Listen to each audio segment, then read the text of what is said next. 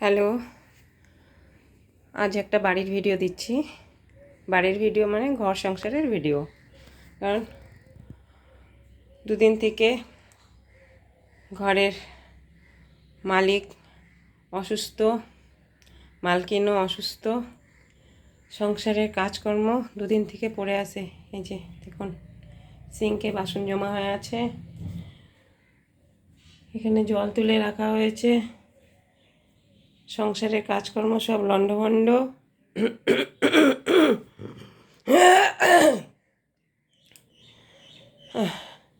বাইরে পাখি ডাকাডাকি করছে, আকাশ কখনো মেঘ হচ্ছে, কখনো রোদ উঠছে।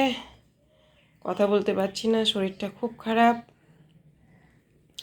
এখানেও বালতিতে জল, কাজকর্ম সব এলোমেলো।